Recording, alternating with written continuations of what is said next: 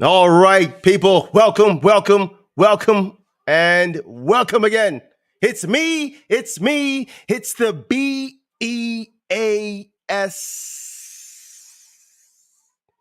And we're back with the Unleashed podcast. And I kid you not, I am so excited. You know why I'm so excited? 3D printing. Oh, I love it. I even set up my lovely display of work there. I know you can't see it in focus, but it's there, and I did it. I did it. But I didn't just do it on my own. And there's people that are better than me. I know it's shocking. People better than me. But it's true. There's some great people out there that know a ton of stuff, and I'm going to pick their brains out right now. And we're going to do it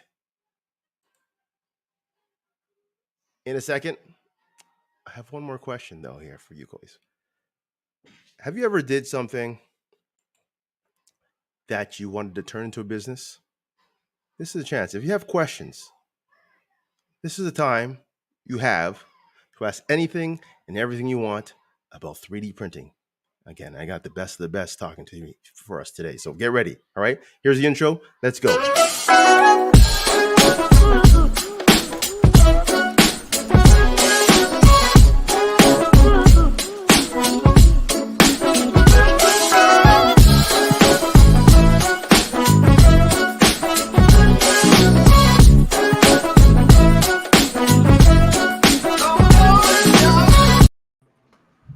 Welcome. My guests are here. We're doing it live and in color. I am so happy. But first off, I must have to explain. See, there's the good things and then there's the bad things of 3D printing. When you sit here for 7 hours and you say, what is this? This is what you call a failed project, folks. Okay? Look at that. All right. Some of the times you do things like this, it just doesn't work out. And that's the nature of the beast. That's the nature of the beast. And I'm going to definitely break it down for you guys. Well, these guys are going to break it down. I'm a fan right now. These guys are the pros right there. I've went on their pages. I was like these guys do some great work. Great work. I mean, you see my Wonder Woman, it looks like a jacked up dude back there. But hey, we're not going to talk about that right now. All right. I'm still a beginner. That's all right. All right. So I got some great people here that I've chased around and watched their videos and watched their TikToks and asked them questions, and they're open and willing to help me and everybody else out there understand the world of 3D printing.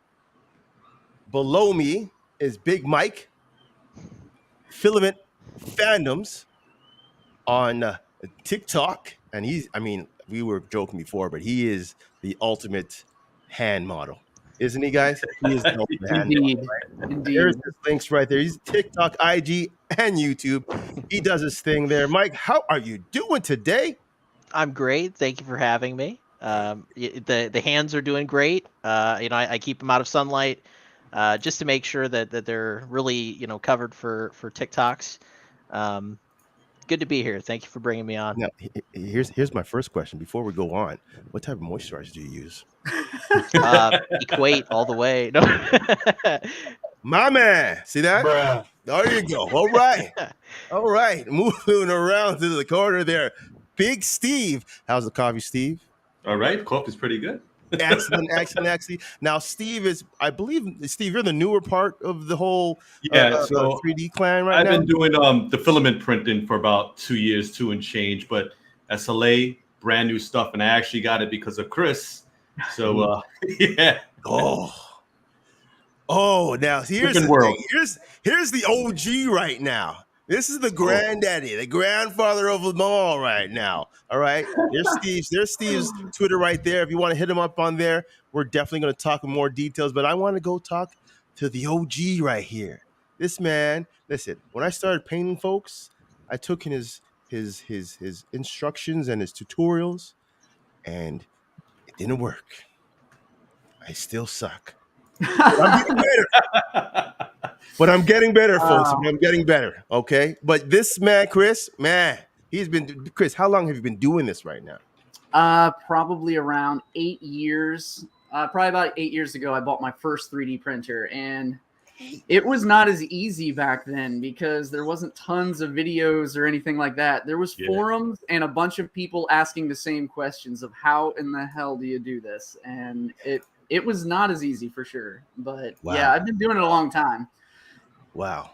And you, like I said, you are the OG of out of all of us. I know there's probably other people that you know that probably don't have longer or as long as you. I'm going to start with you. What got you into this whole world of 3D printing? Funny enough, it was for kind of a job because I had a friend that had a side business and he needed to do some fabrication. And he's like, I hear these 3D printers can easily fabricate instead of me having to do actual CNC. So he's like, I'll help get it and then we'll figure it out. And that was pretty much it. And after that, I got another one after that and so forth and so forth. And I have 4 FDM printers and 2 resin printers. So, and I got one running right now that should have been done an hour ago, but you know. I'm tearing up. See all that just from a hobby, just from an exciting job opportunity, and you just turned it into something magical. That's amazing. That's wonderful. And again, you have now. Were you always a painter, say, or were you more? Yeah, I went to college for art and stuff. So like I've done art my entire life and done all of the fine arts and things like that. But then once it got into painting a 3D model, my world just changed. I was like, this is so much better. I love painting like 3D models because it's definitely my passion for sure. Okay. Now I'm gonna go to Mike. Mike, you have been doing this how long now? I've been FDM printing for, I think, going on 3 years. Started out, I actually sold cookie cutters for about a year. Helped us furnish the house. Damn right it does. You damn right it did. Yeah. Yep. That's small. But I started with FDM. I printed out a few random busts and stuff like that, but I didn't really paint a lot of my stuff. I was terrible at it. I was a. We all start somewhere. I painted a lot of miniatures though, kind of back in my college days. Yeah. I say back in my college days, that was like 3 or 4 years ago. But I think my miniature painting though that carried over quite a bit. Kind of the stuff I learned there, I was able to kind of apply it when I dove into. I started printing some Sanix models. I mean, a legend in the 3D modeling sculpting community. Yeah. Probably one of the most prolific sculptors, I would say. And after that, printed some FDM projects with that, and realized I needed a resin printer. And I haven't really looked back since getting my Elegoo resin printers. Those have just been great. Just been doing that for about a year, I think. Okay. Yeah. Okay. And I guess the rookie on the team here, Steve, you've been doing it. What you said, about 2 years now? Yeah. So I've been doing the filament printer stuff for about 2 years, and then I started watching Chris's stuff because I wanted to learn more about how to paint and things like that. And he was just basically throwing out tutorial after tutorial. I'm like, okay, I want to start here. Oh no, but he's got this, and I'm going to start over here. And I'm like, wow. So after watching a couple of his videos, I started noticing a lot of his prints were really, really detailed. And after looking at it a lot and finding out about SLA printers, watching videos, I was like, there's no way I'm ever going to buy an SLA printer. Absolutely not. It's too much work, Then I just kept watching his videos and I kept seeing all this stuff. I'm like, oh, I got to get it. You know what I mean? And I actually made that decision when he got his new printer, the AK. And I was just like, all right, I got to do it. I can't go for the AK, but I'm definitely going to go for the 4K, and it's been really nice, man. The differences between the FDM and the SLA printers are for me, night and day. I mean, where I usually have to sand everything down and do all this, I don't have to do any of those things on that. If you get everything tweaked correctly, which I'm actually doing now, it's phenomenal. The stuff you can do is absolutely phenomenal. Yep. So that's where I'm at right now. Okay. Well, let's let's jump back to the beginning then. Uh, we'll go back to you, Steve. Now, Steve, you said you're new to it, but what was the actual first printer that you got? Okay, so I started looking into printers because I did flight simulation, and there was a Okay. throttle that came out. And when I was looking at some of the updates for the throttle, someone was like, "Hey, we just got this new piece that you guys can order, where you can control, the flaps. It's a little Okay. like a spring that you can bring up." I'm like, I didn't have that, so I started looking at the website, and they're like, "Yeah, you can get this, or you can make it yourself." And I'm like, "Make it yourself? What the hell is that?" So I'm looking into it, and they're like, "Oh, 3D printers," and I'm like, "Whoa, 3D printers? What?" That's probably about 10 grand or something like that. And I started looking at it. I said, you know what? Let me first buy a couple of them. So I found a guy that was selling them through that website. I Right. purchased them. They came, they worked flawlessly. And then I started seeing more stuff that you can get. I'm like, you know what? I wonder how much these printers actually cost. And then I started looking at the Ender, right? And when I saw the Ender, it was like 200 and something or 300 and something. I'm like, all right, you know what? If it all goes downhill, I only lost about $300, whatever. Mm-hmm. Mm-hmm. And we all know when the Ender comes, it's not a it's not a turn on and print kind of printer. There's a lot of things you have to do to get that thing to print correctly. And the community on Discord when it came to the Ender printers was unbelievable. If it wasn't for like the community there, I would never known what I was doing. After that, after getting the Ender, I started going for the Prusa machines. They were a little more expensive, but for me, that was kind of like a, hey, plug it in, just turn it on, and you're ready to go. Yeah. I've had my little quirks on that too, but to be honest, the amount of money that I was spending on it and the wait time was insane. Where all these other cheaper printers are basically much better, much cheaper, and much faster to get to your home. But it all started with the flight sim stuff and looking into that. And the Ender 3 was the first printer that I ever started using. Okay. Oh wait, Chris, OG, what was your first one? It was a Robo, and it was, I would say, for back then, that was probably kind of like the modern day Prusa because you could just hit print on it. Okay. I wanted it because it had auto leveling, which is ironic now that I refuse to buy an auto leveling printer. I want to level it. I don't trust like the BL touches, even though I know they work great, but I want to control that. Because I don't get failed prints when it comes to my first layer. But when it was a Robo, I think it was a CR2, I think is what it was. But yeah, it was very slow and it was very, very noisy. Okay, now let's before we go in. Now, when you're saying slow, I mean, for people that I've talked to about printing, I would be printing something that was significant for about 15 to 17 hours, give or take. When you're saying slow, how long was that actually taking for you back then? So if it's something on a Ender 3, for example, I would, if it would take me 8 hours to print, it would probably take me almost 15 to 20. Like it didn't print very fast. But it was pretty reliable. Like it didn't have a ton of failed prints. Wow. Okay. Okay. What should I do? And now, Mike, what about you? What was your first printer? I'm with Steve. My first was an Ender 3, Ender 3 Pro specifically, and I can't agree more with everything that was said about it. There's a lot of work that goes into getting started on it. Yeah, yeah. The Pro, I don't know if it's worth the extra money, but it's a great starter machine. I still plug it a lot on TikTok.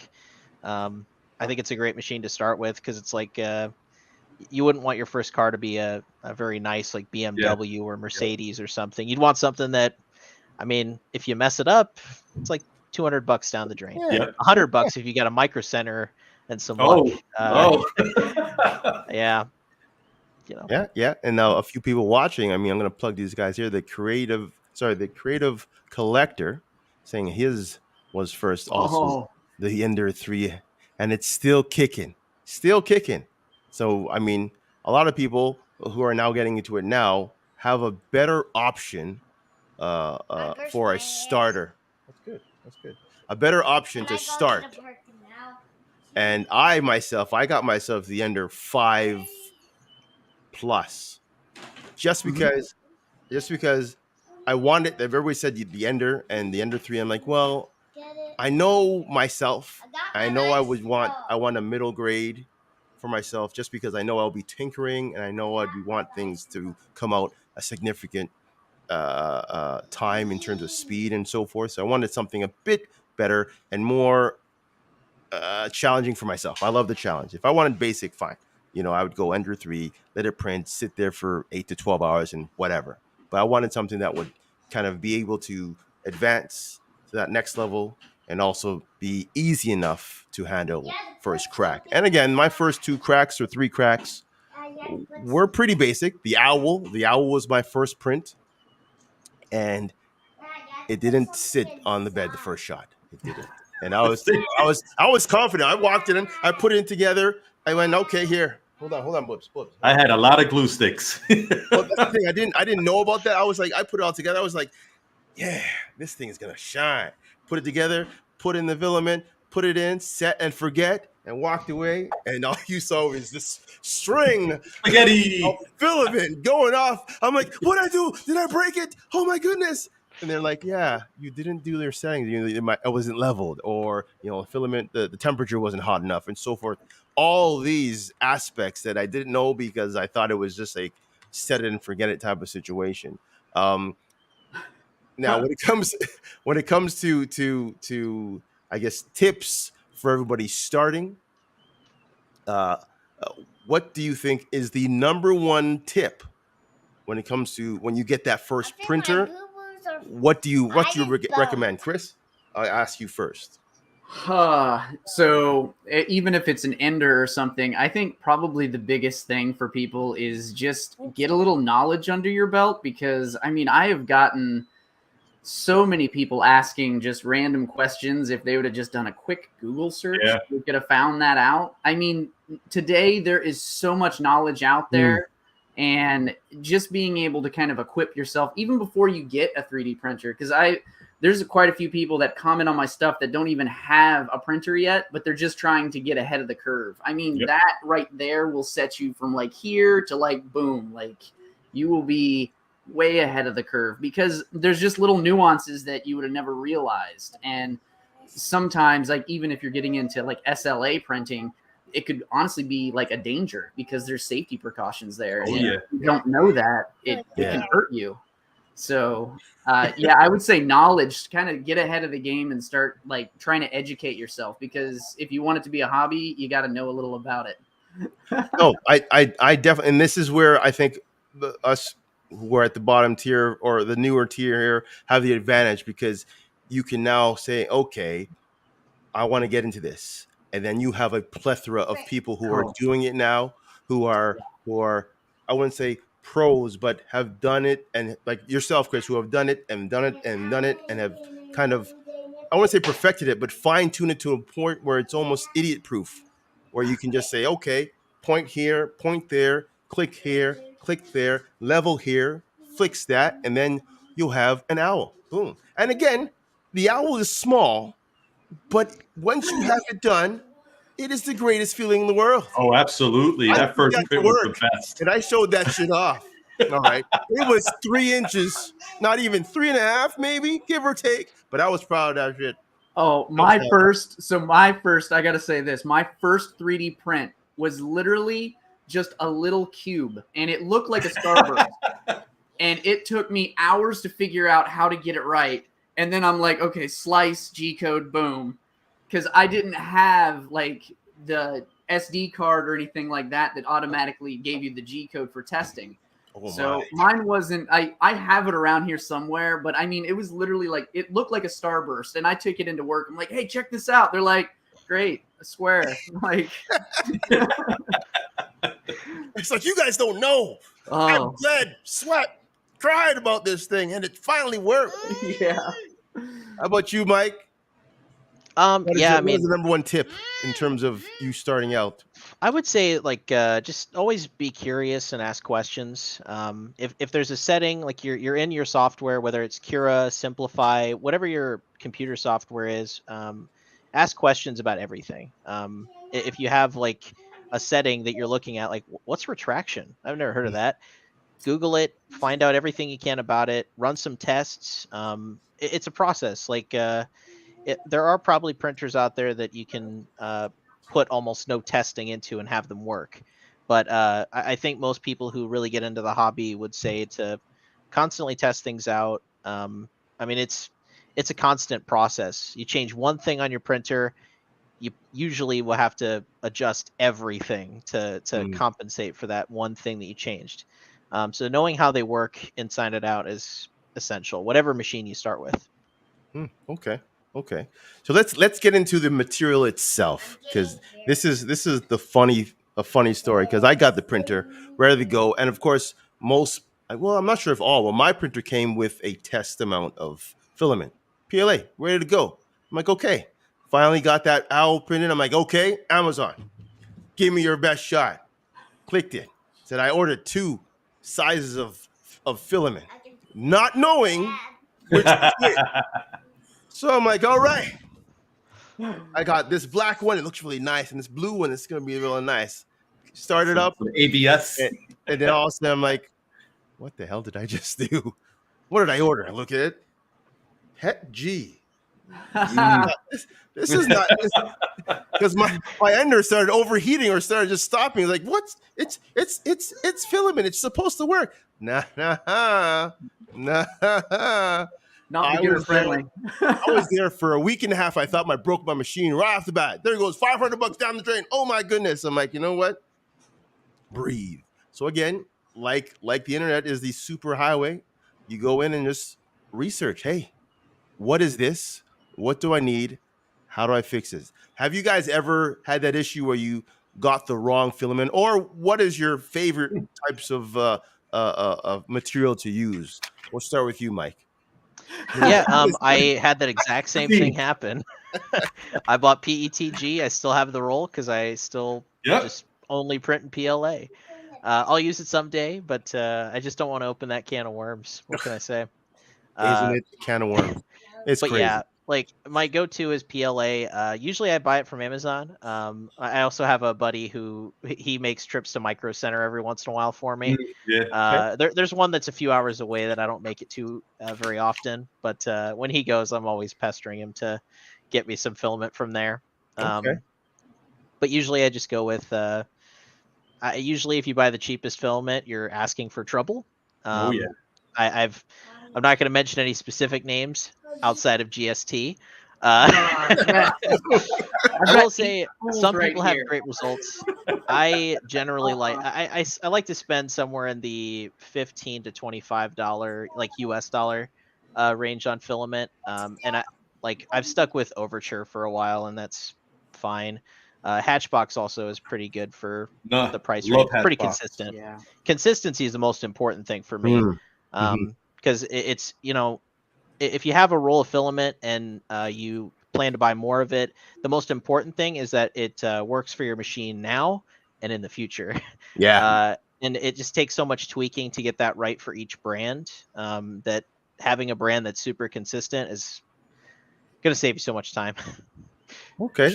Yep. Okay. Now I have someone who's watching by the name of Abigail. Abigail stated that she just got the rainbow silk filament for her birthday in April, and she says it's perfect. And I got that glow in the dark when I'm making that baby Yoda in.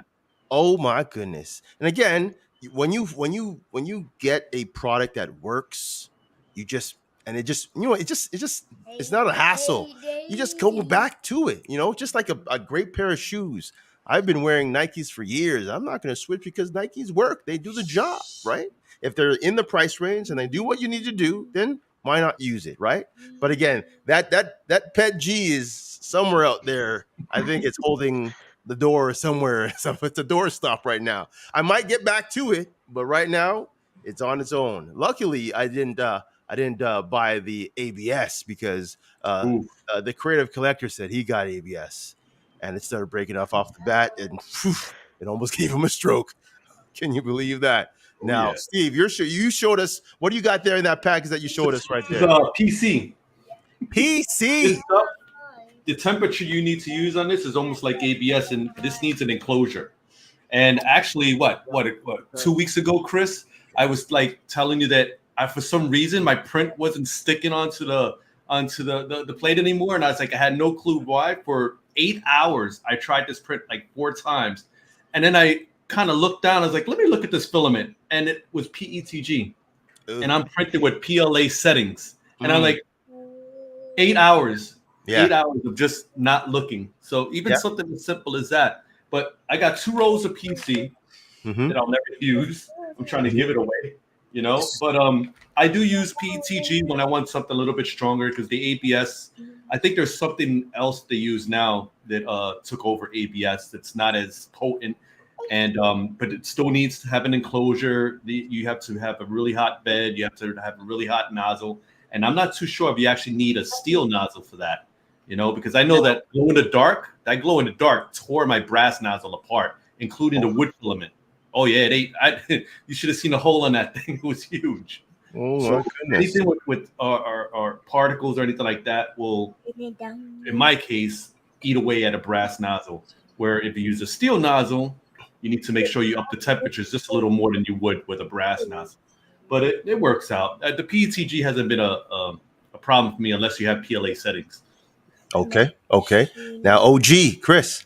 Now, I'm gonna up the ante there because I know you work mostly, but I know you do a lot of the old school stuff from before now. But now, because of there's so many different types of filament. Do you really think that uh, you know there's one better than the is resin really better than than actual FDM because I I mean there's so much versatility, so much different things you can yeah, do with it now.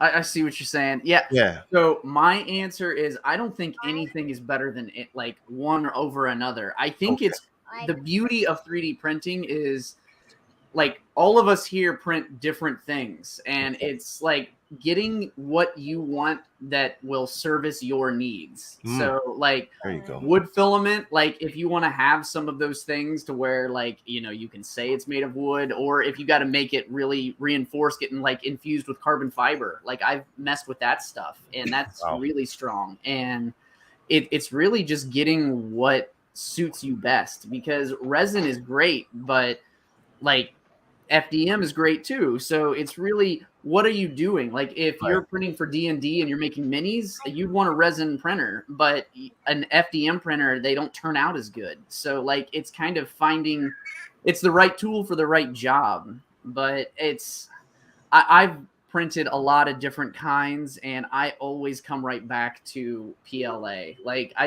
it suits my needs best because I like to do a bunch of little figures and stuff like that. And I'm randomly printing just things that my boys find on Thingiverse, and they're just asking. So I always keep a bunch of rolls of that. And Micro Center is my favorite place.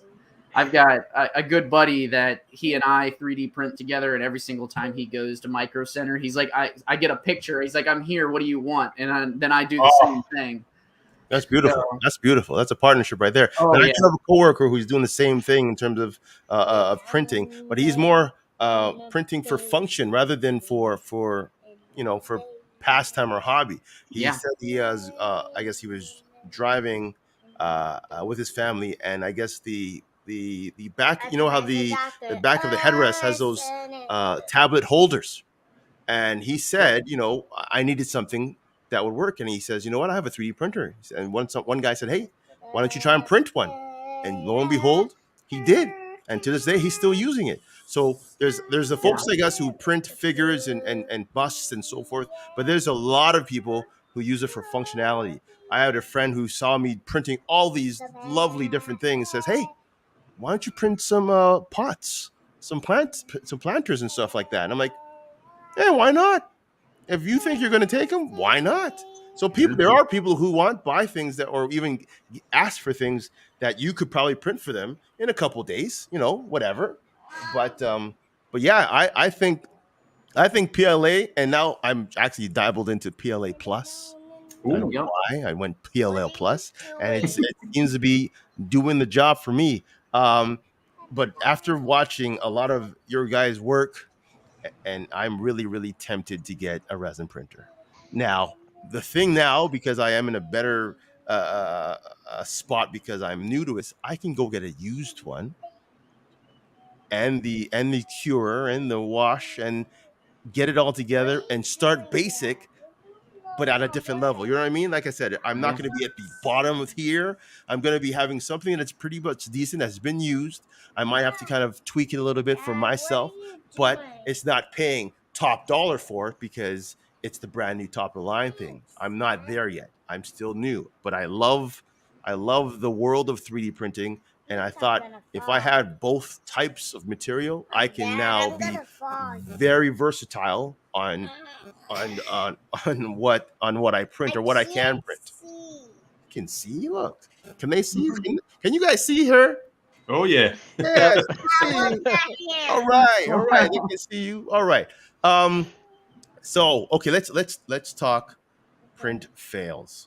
Let's talk print fails. Everybody has it. Like I said, I showed folks before. This is a print fail. All right. And that was after about 15 hours. And Mm, I'm not sure that why it hurts. failed. Yeah, I don't know why it failed. But in the end, those were happening at the beginning of my runs because I didn't know exactly how to tweak. A lot of people have taken the time and have put out settings for printers so you don't have that issues. That's the benefit again that we have that maybe Chris did not back in the day. He was the one that was doing it for us, and we're Mm. going to him for that information. So um how much tweaking do you guys do on your actual settings, or do you actually depend on going out and getting settings that other people have been using and kind of tweaking off of that? How about you, Mike? Let's start with you. Yeah, sure. So it's kind of half and half. Usually, online settings that whether it's like, I know Chep. I think I've gotten a couple profiles from Yeah. him before. Okay. Um, it saves a little bit of time sometimes. I think it's a roll of the dice though too. Just because settings that work for someone may not work for you. Mm-hmm. There's always going to be a level of tweaking. I actually find that the Cura defaults are not too bad. Personally, I mean, if you have say an Ender 3, for example, Cura's defaults for that are not the worst. I mean, it gives you somewhere you can start, and then you can kind of see how that goes and tweak things as you go. Might be a little trickier for a beginner, just because maybe they don't know what the problems, like the terminology for the problems they're Right. seeing are. Like I didn't stringing, we Yeah. know stringing what that means probably, Right. but Hmm. someone who's looking at that on a print may not realize that that's what it's called. That's actually probably a bad example because it's pretty self-explanatory. Well, But yeah. But ringing, for example, before that kind maybe. of thing. Yeah, no, Yeah. I hear you what you're saying. Definitely what I think like I said, when it comes to your settings, like you said before, everybody has their own settings, everybody has their own printers, and two identical, say Ender 3s out the box may not print exactly the same. Oh, They absolutely don't. not. Yeah. So I've got two Mhm. Ender 3 Pros. One prints just a little bit hotter, and I have to mess with my temperature settings every single right. time. Right. So you can take two SD cards, stow them in both, whatever, let it start going, and you'll see one flying, and then you'll see the other one just buckle and fail. And you're like, why? The same product, same type of print. What's going on? And again, the minor tweak or minor adjustment on the actual device itself can throw that whole thing out of whack. So I definitely have seen it through research. Again, I've been doing a lot of research, and not all settings are pretty much equal. All right, everybody has to find a way, has to find their niche and their perfect fit for their perfect printer. Because again, my settings will be different than Mike's, and Mike's will be different than Steve's, and Steve's will be different from Chris because all of them have different printers. Yes, they might be all the same, but they're all different. Right? They're all different. Now, with that being said, I'm going to throw a question to Steve now. we were Mike was talking about Cura settings. What for those who don't know, there are different programs out there that we use to help put the product into the actual printer to help it start it going. They're called Slicer. slicers most of the time. There's a bunch of them out there. I believe Cura is one. The Persa slicer is another. Simply 3D, I believe, is another, and the list goes on. Steve, what is your go-to slicer right now? Well, since now I only own the Prusas, I got the mini and the bigger version. I use Prusa Slicer. There were times I was using Cura and everything like that, but like Chris had once told me that Prusa machines, Prusa Slicer, Ender machines, Cura, things like that. Cura, I'll be honest, is a little easier to understand because the newer version that they came out with, you can see if you click on or if you like mouse over it, it'll give you a brief explanation of what that selection actually will do for you. But in all reality, even when I got those machines, my first thing was Discord. There are some, because the Ender machine is there's so many Ender machines out there. They're like the leader of the pack right now when it comes to that with FDM printers. There are some guys. There was a guy that helped me out till 3 o'clock in the morning. I just kept sending him videos and pictures. He's like, oh, just a little more. And I did that. And I'm like, if it wasn't for someone like that who was really dedicated into, the 3D printing field and stuff like that, I would have never figured it out. Now, as I said, the Prusa printers are a little easier. They are basically turn them on and print. There have been issues where I had to figure it out. And I tell you what, with the Prusa printers, I hope there are no issues because trying to take those things apart is just a nightmare. Even when I purchased it, I was like, yeah, I'll pay the extra couple of $100 to have it pre-built. And I'm a technician. I don't even want to do it, but with the failures and stuff like that, I had plenty, and I was getting frustrated, but I figured out after 2 years that if you get frustrated with it, you're never going to figure it out. Just take your time with it, one step at a time. I mean, if you look over here, I've been printing these out for 2 days. All right. And these are test prints to allow me to figure out the exposure time on the resin printers. And the resin printers are a whole new game when it comes to printing up, just health-wise and being cautious with those machines. It's a whole new level where, you got an FDM printer. Okay, I'll just take it off, throw it in a garbage. I'll put another roll on there. I'll hit another print. Right. You mess up on a resin printer, you got to mask up, glove up, take that out, clean that in the alcohol, cure that. Don't throw it in the garbage. Wow. Yeah, it's I feel with the prints that that resin printers could come out with are insane. I absolutely love it. I'm like ready to just maybe not get rid of all my FDM printers, but I'm really looking into that 8K, Chris.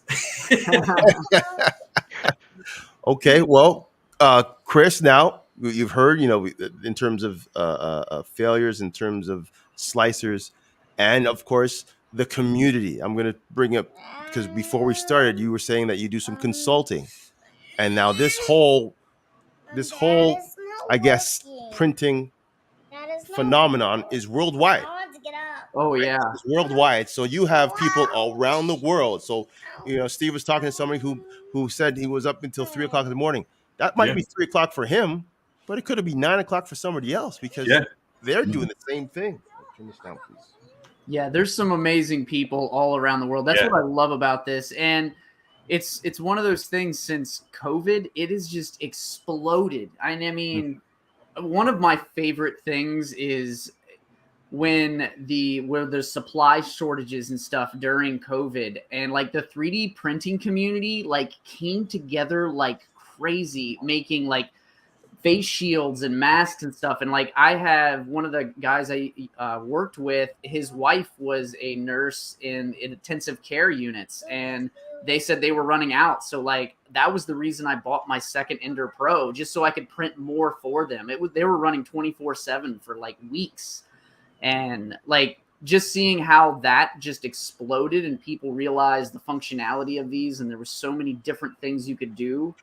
And I think that was like a huge jump for the 3D printing industry of just people saw that there is a lot of different things that they could be made. And it was truly all around the world. Because like, I know I randomly will talk to people all around. Like I'll get some things at like 3 a.m. from somebody across the world. Like there's a guy in Italy I talk to a lot, and like in Australia, like they're Awesome. it's everywhere, and it doesn't matter. And sometimes there's some really bad language barriers, but it's just like, here's a picture with question marks, and I'm like, Yep. okay, I'll try to explain this as best as I can. But yeah, and going back to the failed prints, I mean, that's part of the game. Learning to deal with disappointment. I've got a huge moving tote full of just random filament, and when it's full, then I recycle it because it's just all failures. But and then with the whole printing profiles, I'm right there with you, because everybody is always reaching out asking for what's your profile settings, and like that's why I'm always trying to teach people what the settings mean, not what my settings are, because anyone that says this is the perfect profile setting is an absolute liar.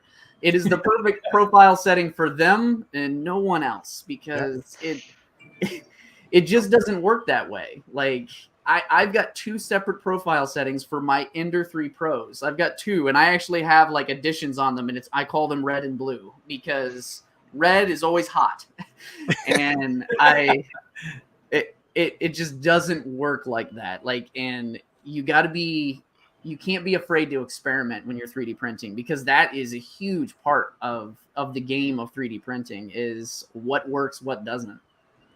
This is 100% true. I mean, I did jump on YouTube because, again, I was wondering, was there a perfect setting that everybody could just flash out and throw out thing? And there were some great Clickbait. settings out there, and I'm like, okay, great, but I'm like, and then the very curious me goes in and says, what if I did this, change that, did this, and then you're like, oh, and then sometimes like, oh shit, right? So there's a whole bunch of things that you can, and then all of a sudden, thanks, babes.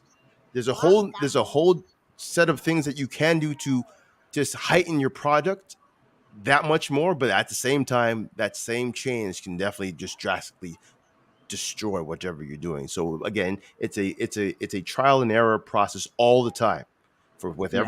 every file you have, with every printer you have, with every type of material you have, it's always something new. So you always have to kind of do the testing, do the things you need to do, the little things. Everybody says, they want to just get this perfect printout, but if your attention to detail is on point, you will have that perfect print. It might take 3 or 4 tries, but again, you tweak it here, tweak it there, and then poof, you have this amazing product out there that you can just be proud of. So that's what printing is really all about. Just being proud of what your work is. And that's why I said I was proud of my owl, because it took me probably 2 days to get that thing out. And again, it was more so tweaking certain things, different programs, different filament, different all this, and I actually got it out, and then I started just chucking them out one after the other, just different speeds, different detail, and so forth. I mean, all that stuff. It fills you up, and you're just so interested in what's next. What can you do next? What can you do next? I think Yep. a big thing of that is where I see it, where I just like, my heart breaks for somebody when they've got like a 30-hour print and it fails, and they're testing things. But like, when you're testing, you got to test small and then work your way up. Like, you saw those test prints that Steve had, they were just a bunch of little ones. Like, you're wasting filament and resin. That's a 40-minute print right there. Mm-hmm. I just cannot see. Okay. I just want to see closer. Okay, you'll sit closer, no problem. Okay, so do you have a favorite print that you've made that you're super proud of, that you I guess can always show or always tell people that this is how things should look. I know, Chris, you got a whole bunch of them back there. Oh yeah. I'm not even gonna go to Chris first, okay? Steve, me and you are rookies right now. Give me what's your best print right now? My last one was the Rick. Oh, the one. Oh, the Rick and Morty. Yes. It looks good. It looks real It good. did look really good. Yes. They're still in there. Yes. That is looking And fine. using all the techniques that Chris has showed me, even with the pinky, but and the paint techniques and I always tell Chris, man, I appreciate the time that you take to help me out because I ask him questions and believe me, I first try to look on YouTube and I try to get the answer, but there's so many people with different ways of doing things. You know what I mean? And I've learned from him, and I'm like, you know what? I'm just going to go to the source that has been guiding me in the right direction. Mhm. I'm going to go, in that direction. But I know he's busy, so I'll look at other things and okay, that's how you do it. But he's really taught me ways of using the paint, watering the paint down. He basically shows that, hey, man, you can use $1 paint, use a $20 paint. It's just the technique and how you use it, and you get the results that you want. And everything that he's taught me has gotten me to this stage because my paints, I'll give you an example. I never wanted to paint. My thing was I'll get different filament. Then I started wondering, well, if there's like 8 different colors on there, how do I do that? I'm like, okay, well, Wonder Woman could be all purple. What do I care? I'm Steve in the past. See, that's future me right there. It's like I was at the start. I was like, I ain't gonna paint any of this. I'm just gonna paint them. Yeah. Maybe I'll just buy different types of filament. That'll be fine. That's exactly what I did. I even started looking into the filament. Those pieces that you hook up, you could put like 5 or 6 different filaments inside, and it will stop, change the filament, and then do that. And then I started looking at the waste of filament for like something that was a half an inch, like 3 inches of filament. And I'm like, and then the contraption that you would have to hook up to that machine on top of trying to figure out how that's going to work. And I'm like, you know what? Maybe I'll just paint, And that's when I started watching this stuff. And even to the point where I don't even buy colored filament anymore. I'll get the basic either white or black because you're just going to paint them. Now, if I want to do something like really nice, like a silk or a specialty one, I'll go get a roller. But the majority, white or black, depending if I'm going to make a model that's going to be dark, and then or a lighter color. So that's basically where it stands now. Okay, Mike. Now, see, I was really intrigued by Mike's TikTok because he does some. Again, his hands are immaculate. Oh yeah, okay, his hands are immaculate. But I see. He breaks down everything in a small TikTok. I mean, the OG back there, he has these YouTube things and he goes on and I can sit there and listen to Chris all day. I babble. That gives me that quick fix. And I was going to ask now, Mike, did you try to paint right off the bat, or were you like Steve where you say, you know what, I'm just going to print him and be happy with it? Or did you really want to get in and print into detail? I know you were doing, the smaller figures, but I'm saying when you got into your bigger projects, were you actually one to have to think, hey, this has to be painted to get it, out there, or were you happy with what it looked like? Yeah, actually, it's kind of interesting. I started out kind of with the mindset of my filament colors would be appropriate for whatever I'm printing, but I slowly started to realize it's not the same. Like I printed out Eastman 3D's Thanos bust, Right. and loved the sculpt and stuff. But I printed it in this black filament and couldn't see any detail. And it's just, the painting. If you take the time to learn some skills and practice a little bit, it can look a lot better than just plain filament colors. Depending on what you're going for. Also, I think my first painted project 3D printed was my Silver Surfer. And of course, there's things that I probably could have done differently with it. But at first I tried it in a metallic filament, but it just didn't look right. You can still see layer lines and stuff. So I realized there was going to be some post-processing, some sanding, some filling. But once I got that chrome on there, it was just, it really drew some eyes. my own included. It was Okay. cool. So what is your favorite project then? Since Steve showed us the newest one he has, what is your favorite? I know it's hanging around in that office of yours somewhere. I know it is. Yeah, I think one that I've got. This is actually one that I finished a couple months ago. But Okay. it's just a. So far, it's just a portrait. And I'm going to shout out a couple of really cool YouTubers here as Of well. course. But this Oh this is my god, that probably is the awesome. best looking Yes. face that I've done so far. I mean, it's not perfect, of course, but and this lighting's not really doing him any favors. Nope. I've seen that But on The light TikTok. play, That man. is an amazing print by all yeah, Yeah. means. and Yes. you know, I kind of blended techniques that I've already seen comments from him here. The Creative Collector, he's Mm-hmm. great. Mm-hmm. YouTube, and he also does TikToks as well. I use I've some of seen his his stuff. techniques in there, and then I also use some of Brent at Ground Affected's techniques. Ground Affected on YouTube, he's awesome. Both of those guys are great resources. I think between those two and Chris, those were kind of my main resources when I was getting into this. And you know, I just I'm more like on TikTok. I just kind of show like what I did, and you know, maybe it's a little instructional, but it's more of a hopefully it gets people asking questions and they can start to pull the threads and find the longer form content out there from the guys that have been doing this for longer than me. Yep. You know what? And I thank you for that because again, some people can't sit and watch a YouTube channel all the time. Some people are on the go, right? So something quick and really detailed in that short period of time is all you need. Because I said when I saw the Spider-Man bust that you did with the airbrushing there that you were doing, I'm like, wow. It made me think. I said, do I need to get an airbrush? Do I need to? And then I'm like, you know what? Now I know, right? Now I see the technique. I know what I need to do or what I can shoot for soon. Um, but yeah, I mean, it's amazing how the paint can change a project instantly. And again, I'm going to go to the OG now, the old guy, and I just said he got me painting.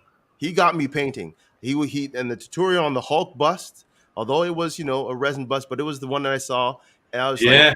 man, that and that's when when you added the Right. water and whatnot. I mean, it made sense. And again, trial and error happens, and I did put a little bit too much water in one of my paints, and you had streaks of water down there. But you live and you learn, right? Oh So yeah. okay, I get it. So now, Chris, Ironically, I saw the turtle. I know that's your number one. I know it is. I know it is. So So- hold off for it now. But what I was going to ask you, because you've been doing this a while, what is your go-to? Is it by hand with the brush, or is it airbrushing the way you like to paint? It's both. Like I Both. always start with airbrush and then I move on. Like I don't like to do everything airbrush, but like my base coat and stuff like that, or if I'm just trying to get some like a zenithal highlight to just figure out where the light's coming from, airbrush. Okay. Almost every single one. Okay. But ironically, the one print and paint I hate the most is that Hulk. What?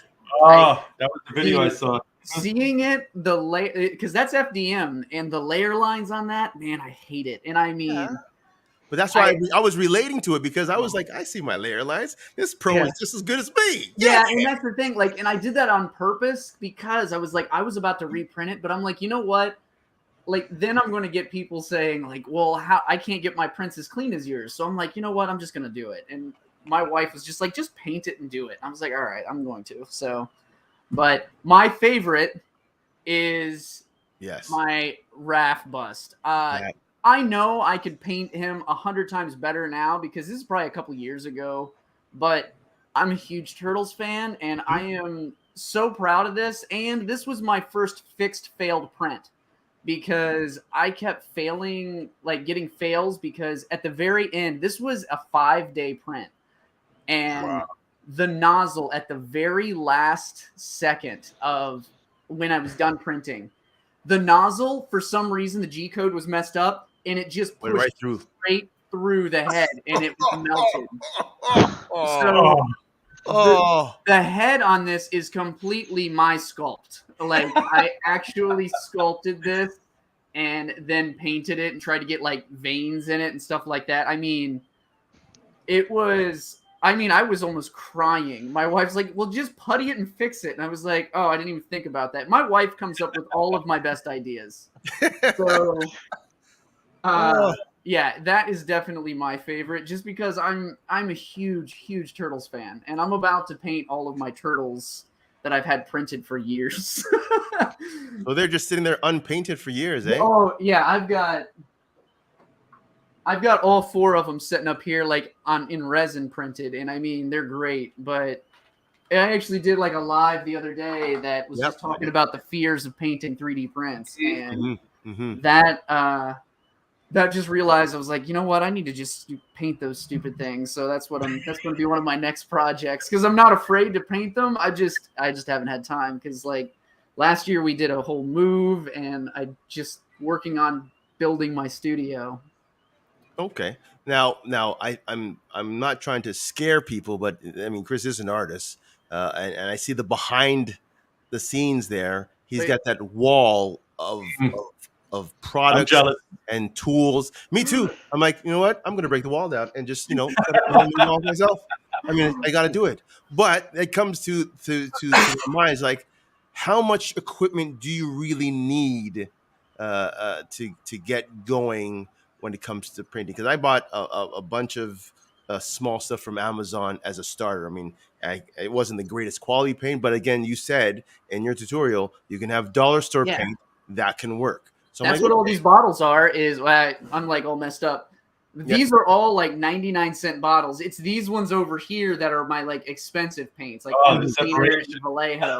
You see that? Yeah, you see the separation. You see that? Oh yeah. There's the cheap stuff here. That little corner over there, that's the good stuff. That's the A Yeah. grade right there. Yeah. But those You are can all see. like 99-cent bottles, like all right here. Like, I mean, there's some like metallics and stuff. They're like $2, but I've got them. They work. They absolutely work. It's really just, I think it's how you use them. But like, I just did a whole video on me. I went to like Walmart and bought like a 10-pack of basic paints and just painted this Sonic, because I kept getting so many questions of people saying, well, I don't have all those paints and I don't have all of the money to be able to invest like you did. And I'm like, okay, well, I just invested $20 and I was able to make it. Like, and I was just trying to encourage people that you don't need all of these things. Like, it builds up over time. I didn't start like that. Like, I went and got me probably a dozen or so paints of the colors I wanted for my specific project. And then I realized that, yeah, I like the painting 3D prints better than anything. So I'm just going to get into that. And I just kind of, I literally went to my hobby store and just went to the shelf and went and grabbed it. Bring it all in. Ring me up. Yeah. Okay. Which ironically turned out to be just buying like a small set of like Vallejo or something like that. I was like, I still spent about the same money. Okay. I'm gonna throw a question to Mike, because again, we're gonna talk painting in detail, and I know you were starting with small figurines and such. How much or how important is the brushes that you use? Like, do you have a specialty type of brush that you, or a set of brushes that you will use that you will kind of help you in your goal, or is it again just like Chris said, generic dollar store stuff or whatnot? Hit me up. Yeah, it's kind of interesting. I feel that the money you spend on brushes could probably be spent on better paints. Uh, that's kind of how I felt about it. Just because when I was painting miniatures, trying to get all those tiny little parts right, I just had the most success with like the higher end paints. Like Vallejo, Citadel, stuff like that.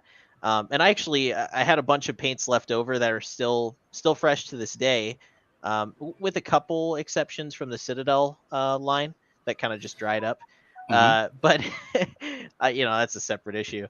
But I had a lot of paints left over from that, and they work great. But I still have, I probably have it's a fraction of what Chris has there, but I've got some dollar paints that I've gotten as well. The apple barrel, That's what I got. whatever Hobby Lobbies was, I forget theirs, but from a few different craft stores, just for the colors that, I mean, it's all paint.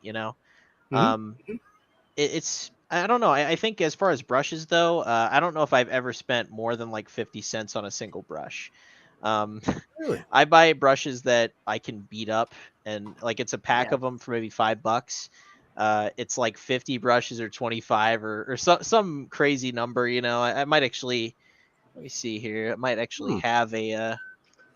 Uh, I kind of keep them somewhat close, but I nonetheless though pretty cheap brushes that I can if it gets messed up or Mm-hmm. maybe I forget to clean it one night. It's not Right. $20 down the drain. It's like, oh well, I got to buy a new pack of brushes, and now I've got a bunch of extras for future projects. That's been a good approach for me. Okay. Okay. Yeah. Okay. Now, Steve, you've heard the old school guys here talking about painting, and I know you're new to this. My question is, how much? I mean, you have your cheaper paints and you have your brushes. Yeah, yeah. Would you agree that it's more so your technique and the patience that you have in your project that kind of brings out your project to life? You agree? Because I mean, that Yeah, last no, project you absolutely. did You have to was have amazing. patience. If you Hmm. don't have any patience, you're not going to get very far with painting at all. Let me tell you, I could sit down and start painting something and look up, and like 4 hours went by. Yeah, What just happened? You know what I mean? yeah. And the amount of time that you use to paint, and I have the glasses that or they're like magnifiers, and Oh, I'm sitting there like a watchmaker. Yeah, I know Chris has it. But doing those fine details and everything, and just at the end, even if it takes you 2 days, yeah, oh my goodness. 2 days to paint. At the end, when you're looking at what you had before, was just grayish to what you have now. It's like it's absolutely worth it, and the feeling you get for that accomplishment is just it's absolutely worth it. But patience, absolutely. Now, for me, I do have some of the cheap paintbrushes, but I have 4 paintbrushes that were a little more because I started to notice that some of the cheap paintbrushes, when I'm trying to do fine detail, Hmm. hairs would break off, Yeah. or they would splinter off, and I'd try to do something, and now I got paint on an eyeball or something like that. And Yeah. No. I learned.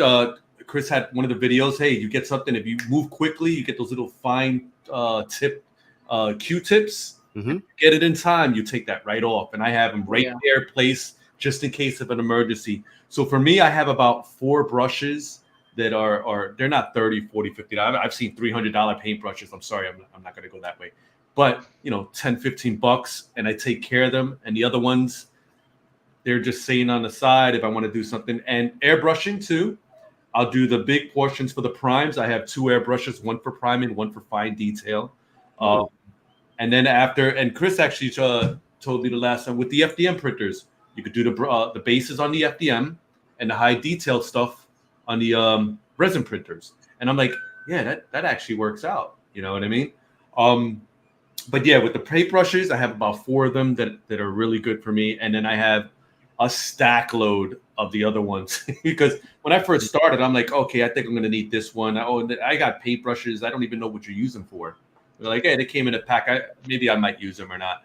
But yeah, that paintbrushes for me are a little bit different. I did go the route of getting, I guess, the package of paint I got from Amazon gave me a pack of brushes with it. So I'm like, Mhm. okay, Yeah, that's great. But I'm like, oh, I don't want to, you know, be upset if these don't do what I want to do. So I went and got the more finer two ones for the miniatures, just because again, I was still Yeah. learning. I wanted to have everything I needed to do the job right. So I mean, did I spend $20? Yeah, I got 6 brushes. I've only used 2 of them. So I realize now it's not really the brush itself; it's more so the technique and the patience of getting them done. So I've again, you'll learn again. Everything, like I said, in this is trial and error. absolutely. Everything, And as long as you don't, yeah, go ahead. I also think like with like I know I'm saying like I use like the cheaper paints and stuff, but like for minis, like Mike was saying, like the more expensive paints like have a more vibrant pigments and stuff, and they work a lot better. You don't have to do as many coats, and like it's really down to I think what you can afford at the time and maybe the application, because like a big thing like this would take almost a whole bottle of like my Vallejo paints. So it's Mhm. like I don't Mhm. want to use my expensive paints on that, but like I mix and match all the time of like the faces and eyes and details. I'm going to use my nice paints for, and you don't have to water them down as much either. And that's also a big trick for some people of like how thick, because even when you're putting it in an airbrush, you can use the cheaper paints in an airbrush, but you got to thin them down a lot. Okay. So it's really the best use for you and what you can afford too. Okay, I get it. Now we again another comment here from the creative collector saying that he goes through about 10 brushes a month. True. So I buy cheap and get good results. That is great advice because again, you know Great you're going to be results. painting. Yeah, yeah. Well, He makes awesome stuff. I've Oh, seen yeah. it. I've seen it. I mean, I'm glad he's watching. So again, I thank you for watching, and your input is great because I mean, yeah, there's going to be people watching and saying, "Yeah, okay, do I need this type of paint? What type of printer? Or what type of brush? Do I need the airbrush? You know, all these things that people don't realize that they need or don't need when it comes to this, and that's why we're here talking about it now. I know airbrushing is not per se the mandatory way, but you're now all as a collective are saying is probably the best way for bigger prints, for the mass prints, and then the smaller detailed miniatures and smaller projects are more so your fine tune paints with your brushes and so forth. That correct? That goes for me. Yeah. Yeah, I it like really depends. Like this, I did with a rattle can, like for the primer, and then I painted it all by hand. So it's like you can. It's whatever is good for you. If you can't afford an airbrush or don't even want to get into it, you can still get just as good results. It's really just down to technique. That's true. That's true. That's very, very true. Um, I was going to ask about your favorite artists. Let's talk about the artists because I mean, we do all this printing, we do all this painting. We have to get the product from somewhere, and you know what? There's some good artists out there. Ooh, God, there's so Oh many my choices. goodness! Oh, And, Oh, and I'm going to ask now. I want you guys to take the time to write down three of your top artists. Three, okay, just that's three. easy. I got three. I don't want you to go even if you don't have three. Put down three. I know I don't have three yet, but I know I've been I guess in the realm of looking at a whole bunch of them. I've like in terms of the work that they are doing and how they're doing it and how often they do it. I mean, everybody has their style, their signature, and so forth. So, but these guys put in some work. Uh, uh, and my first person that I started following, his name is Hex 3D, and he is in the UK. And that guy had again, he got my first few prints that I actually liked. And then there was an artist there that he has kind of joined with him uh, in terms of tutorials and painting. And I've followed his Patreons and so forth. And I'm like, okay. And then I talked to the OG here, and OG says, "Hey, there's a whole bunch of list guys that you don't know, Wicked 3D and what is it? Is that Sanic. Zanuck?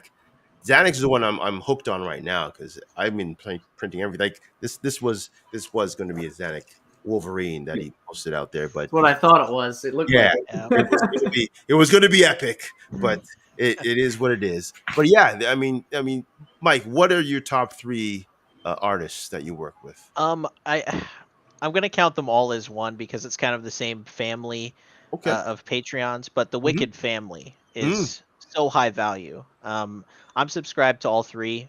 Their Star Wars Patreon, their Marvel, which is Wicked, and then their DC Patreon, which is B3D Zerk, and Okay.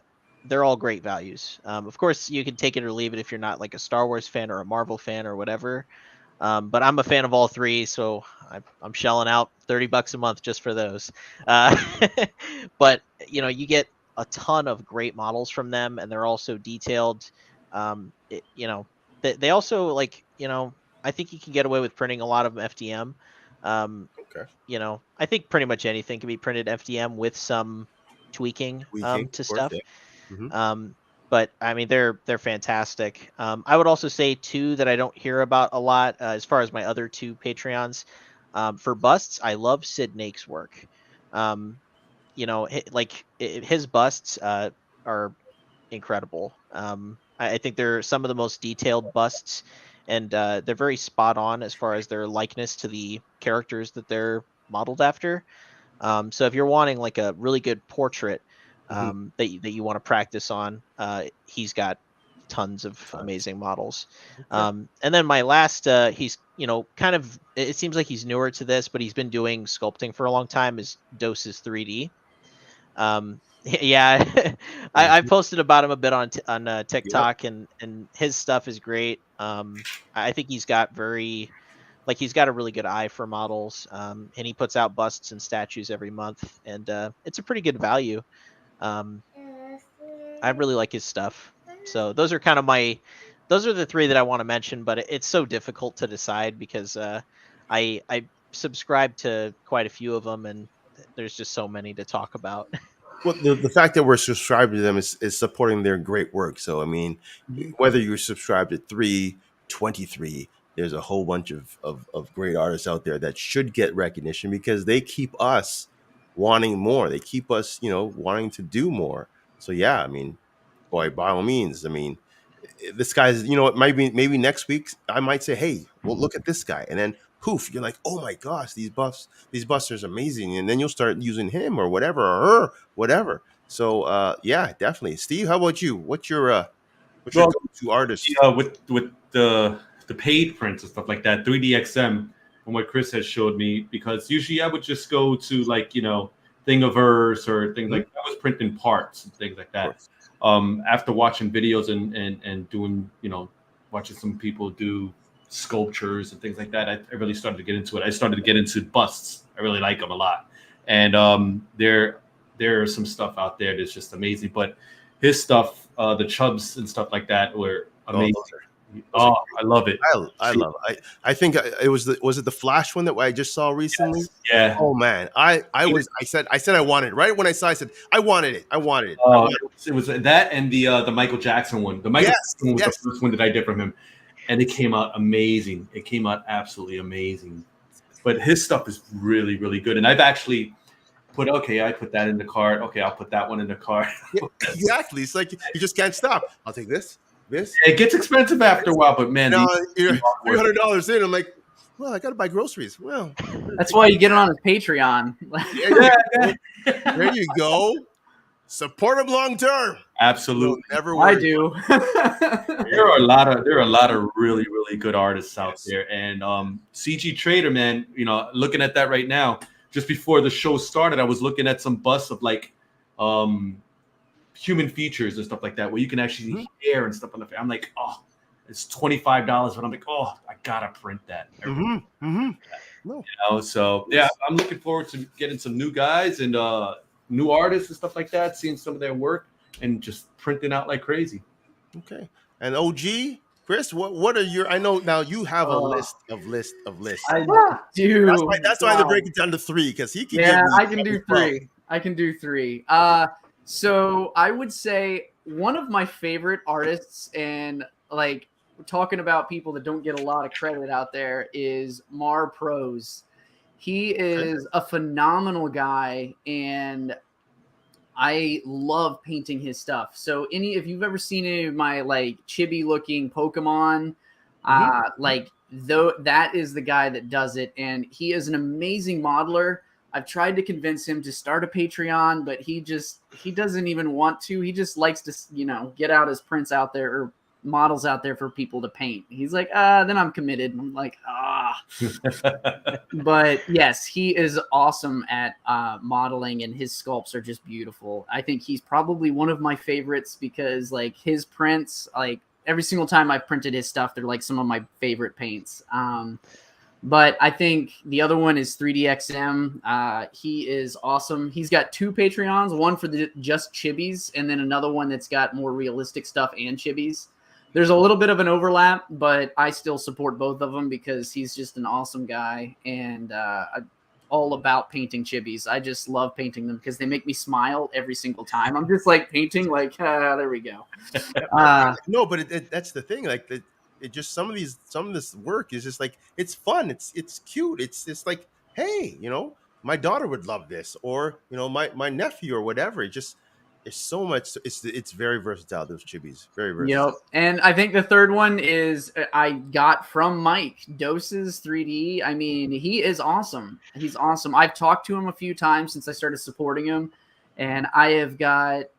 If you've seen some of my like little shorts that's come out, I've got this massive resin print. This month he has a Lizard and Spider-Man battling in a street. Oh, that's those 7-day print that you were doing or something. Yeah, Like 7 days of printing. Yes. 6 separate prints, or no, it was 8 days of printing, 8 and it was 6 prints. And on my 10.1 inch screen, I barely fit some of them because I printed it at 100%. I'm like, I've never done a big epic statue like diorama, and I'm like, I'm doing it all resin.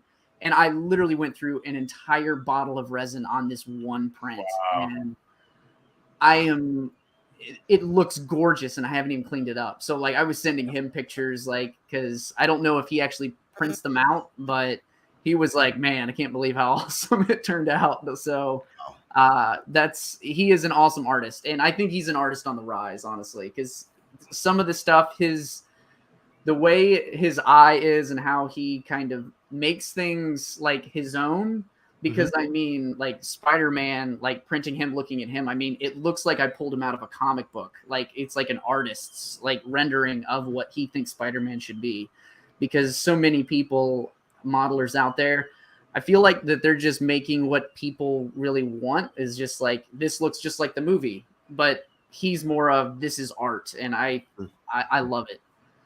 Amazing. Awesome. Now the creative collector is again still watching us, and I love that. And he says for Fillmore Sculpts, I guess is it MAGA?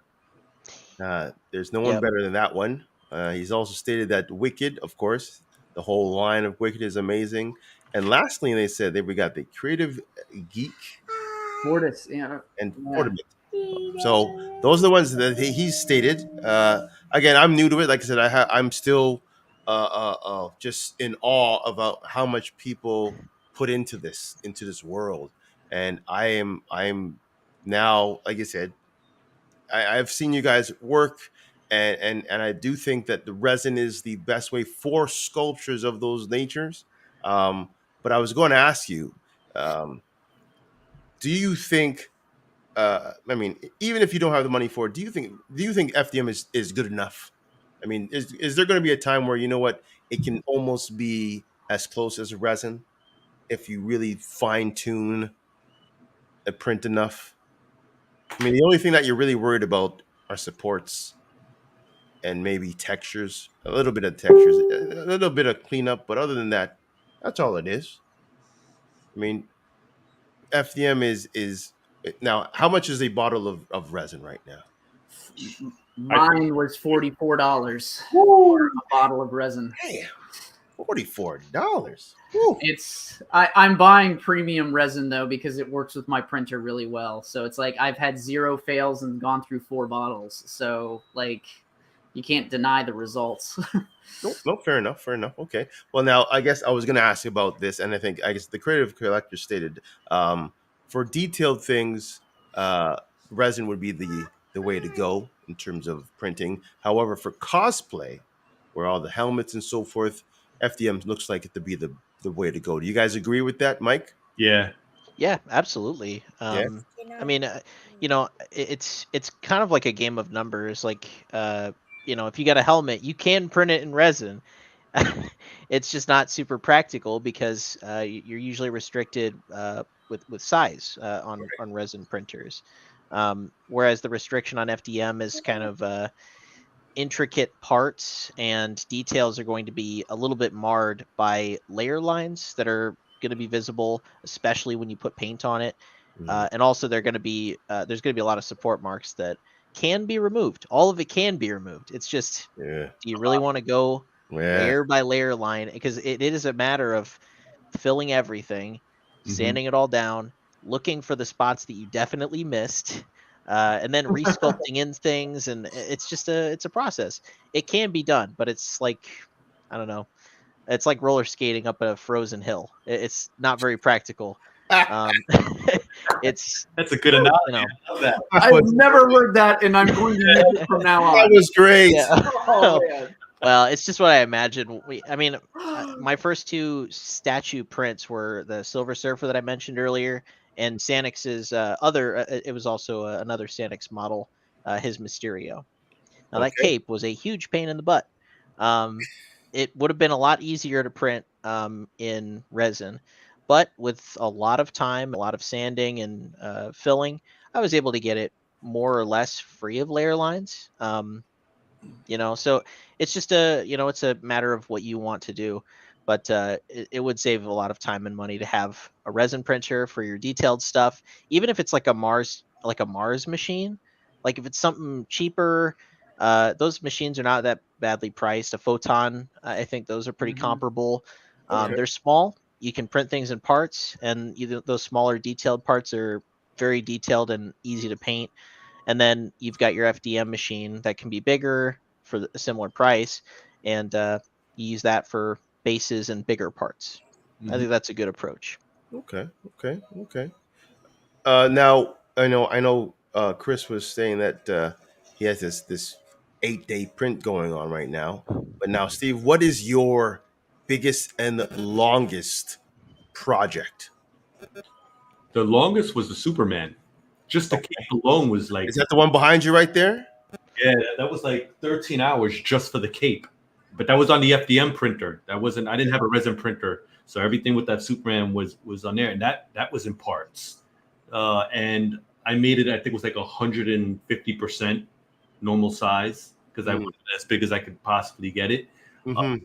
but I, and there was a fail twice Oh. because I had to the way what it was is that I had too many prints at once, and as it kept going around, it would hit something. So what I did was I first moved it, and it still hit it. Did you So I buy decided, this? okay, let me get the smaller things first, and then once those were done, I did the bigger portions of that, and then that worked out fine. Um, just putting everything together was a pain. You get the caps and stuff like that, and I've got some tutorials from someone about getting all that put together. But that was the biggest and longest print. That altogether, that was about almost 3 days. 3 days of print. And the setup I got here is crazy because I get a little worried leaving and just have it print stuff like that. Right. Or I'll get home to like no Yes. house. So I'm a big geek. I have everything connected to a strip. I have a camera in this room that constantly looks at everything. And if I see something that's going wrong, I can literally go into that strip and select that one thing plugged into it and just shut that down. Hmm. Or if I see spaghetti, Mm-hmm. I can shut Mm-hmm. it down also. But yeah, no, that was the longest print. And I was so worried because I'm like, oh man, it's been 13 hours, and you get that last. I've had a point where maybe a 10-hour print, and like 15 minutes later, it snapped the top portion off, and I'm like, Mm. it hurts. It hurts a lot. Mm-hmm. But Mm-hmm. yeah, that was the longest print I've ever done. Okay. Not 7 days. Okay. How about you, Mike? What's the longest, biggest that you've done? Um, Geez, that's kind of tough to remember. I think trying to definitely an FDM print. My resin printers run really quick because they're both monochrome screens. Okay. But I think, longest print was probably like I printed out Thor's hammer, and I think that was a pretty long print because it was, movie scale and all Yeah. that. Yeah. But I've printed out plenty of busts and stuff. I actually give them out as gifts. I don't know if my dad is tuned in, but my dad airbrushes. He's airbrushed probably as long as I've been alive. But I got some tips from him. I'm still, Nice. I probably got a fraction of his talent on airbrushing. But I print him busts. Pretty much, it's kind of a Christmas ritual, I think. Like, I think I've printed out like some of Eastman's busts for him, Mhm. some of Fadas Mint's, and I think like those busts usually they're FDM and I try to print them as big as I can, Mm-hmm. and sometimes those can get a little stressful because I'm just watching them, My tab. 20-30 hour prints, just trying to wait for them to finish. Most of them finish great. Most of them. I like that. Yeah, Yeah. Most. the others might involve some swearing and some late night, me getting out of bed at 3 in the morning, Oh and yeah. looking. Yeah. Yeah. You're not a 3D printer unless you've said a few choice words at it.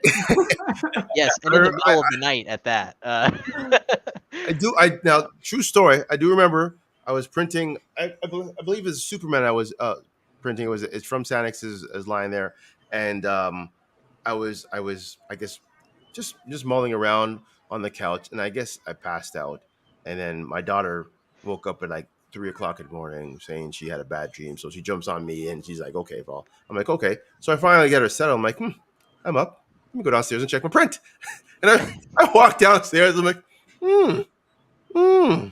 Yeah. All right. So then again, it's almost like instantaneous. When I wake up in the morning, I get myself ready, go down and check my print. Everything's good. Yep. Out the door. It's just like second nature now. Ritual. It's, Yep. it's just a part of me now. And even if I have nothing on the go, I will sit down and have the laptop beside. I'm like, what can I print today? What can I print? It's just like I said, it's so addicting that I'm like, I just love the fact that I can produce something within 3 days and then voila, like Yep. it's good to go. It's good to go. I mean, I'll show you my like I said, my top print.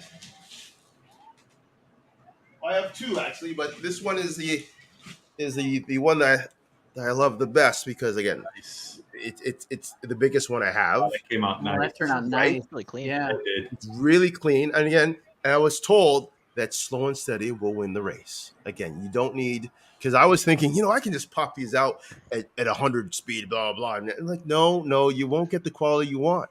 So again, I swallowed my ego and said, okay, let it go for 2 days, let it go for 3 days, and put Yeah. it at 40, put it at 30, and let it go.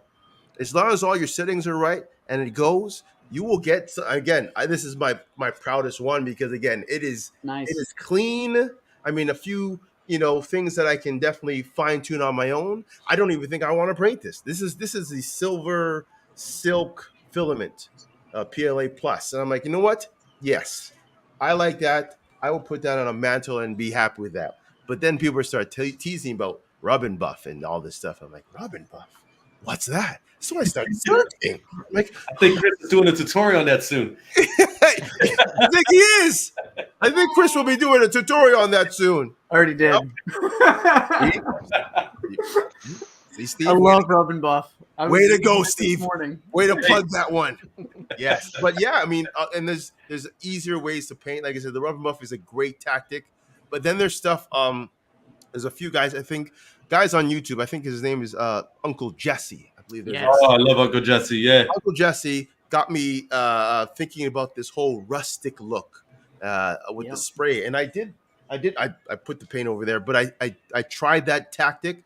Unfortunately, again, I did it on the one of my older prints right now, and it wasn't the greatest, but I didn't do it correctly, and it just went blah, and I'm like, man, that's unfortunate. So I'm scared to try that again on something, but I think I might try it on something small that I print just to fine tune and to see how to do it. Because again, it's trial and error.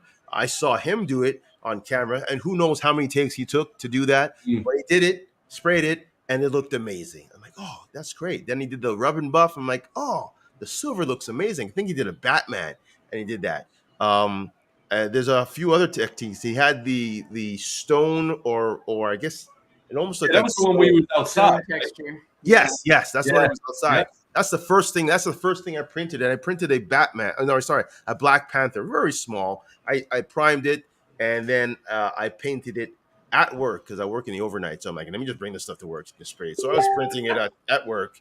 I was just saying, oh, well, okay. I mean, it does have its texture. It's not the greatest because again, I think those spray cans are hit and miss really when it comes to their texture or their quality.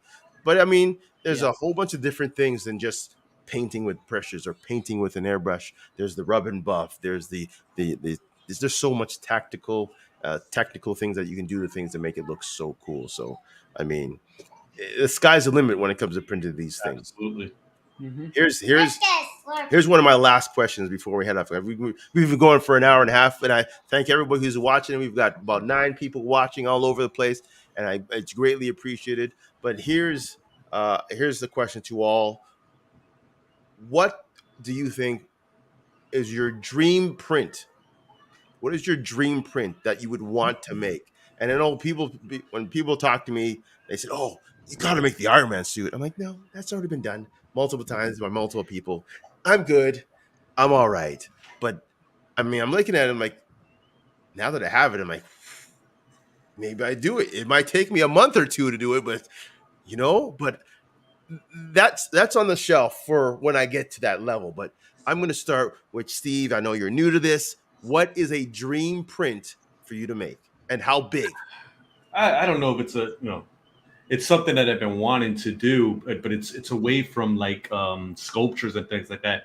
I'm a big plane person, so I want to do some type of there's a new version of what do you call that? The jet that used to be out that can fly from New York to London in an hour or something like The that. Concorde?